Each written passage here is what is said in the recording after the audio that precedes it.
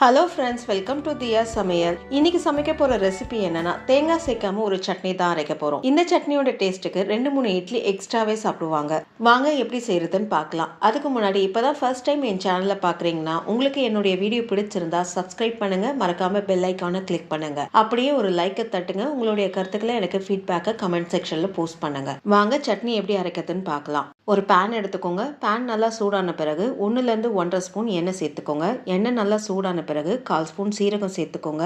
சீரகம் நல்லா பொரிஞ்ச பிறகு ஒரு மீடியம் சைஸ் வெங்காயத்தை ரஃபா கட் பண்ணி சேர்த்துக்கோங்க. 4லேருந்து 5 பச்சை மிளகாய் சேர்த்துக்கோங்க. உங்க காரத்துக்கு ஏற்ப கூடவோ குறைவோ சேர்த்துக்கோங்க. 2 பூண்டு சேர்த்துக்கோங்க. இப்போ எல்லாம் ஒன்று சேர நல்லா வதக்கி விட்டுக்கோங்க. வெங்காயம் நல்லா சாஃப்ட் ஆகிற அளவுக்கு வதக்கி விட்டா போதும். வெங்காயத்துடைய கலர் சேஞ்ச் ஆகக்கூடாது. கண்ணாடி மாதிரி மாறும் தெரியுங்களா, அந்த அளவுக்கு வதக்கி விட்டுக்கிட்டா போதும்.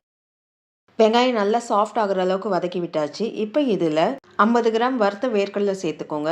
50 கிராம் உடச்சக்கடலை சேர்த்துக்கோங்க. ஒரு அரை நெல்லிக்காய் சைஸ்க்கு புளி சேர்த்துக்கோங்க. தேவையான அளவு உப்பு சேர்த்துக்கோங்க. இப்போ மீடியம் ஃப்ளேமில் எல்லாம் ஒன்று சேர ஒரு 2 நிமிஷம் வதக்கி விட்டுக்கோங்க. நம்ம வறுத்த வேர்க்கடலை சேர்த்துருக்கனால ஒரு 2 நிமிஷம் வதக்கி விட்டால் போதும். ஒருவேளை உங்ககிட்ட பச்சை வேர்க்கடலை இருக்குன்னா ஒரு பேனில் நல்லா ட்ரை ரோஸ்ட் ஒரு 2லேருந்து 3 நிமிஷம் ட்ரை ரோஸ்ட் பண்ணிவிட்டு அதுக்கப்புறம் சேர்த்துக்கோங்க. எல்லாம் ஒன்று சேர ஒரு 2 நிமிஷம் நல்லா வதக்கி விட்டாச்சு. இப்போ அடுப்பு ஆஃப் பண்ணிடுங்க. இதை நல்லா ஆற விட்டு ஒரு மிக்ஸி ஜாருக்கு சேர்த்துக்கோங்க. ஃபர்ஸ்ட் தண்ணி சேர்க்காம ஒரு ஓட்டு ஓட்டிட்டு அதுக்கப்புறம் தேவையான அளவு தண்ணி சேர்த்து ஒரு சட்னி பதத்துக்கு அரைச்சி எடுத்துக்கோங்க. பாருங்க, இந்த மாதிரி அரைச்சி எடுத்துக்கணும். இப்போ இது ஒரு கிண்ணத்துக்கு மாற்றிக்கோங்க.